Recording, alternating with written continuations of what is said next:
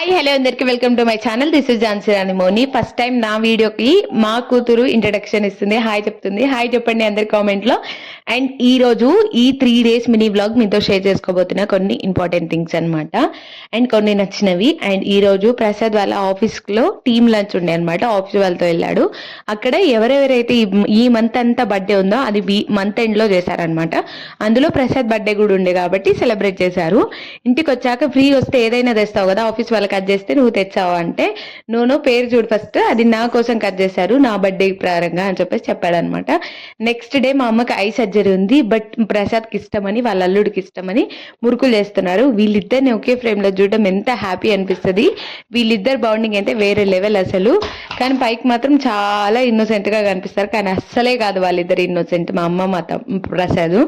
And ఇక్కడ వచ్చేసి నేను కోసేపట్లో ఆంధ్ర వెళ్తున్నా. ఒక 15 days 365 days వాళ్ళనే ఉండి ఒక్క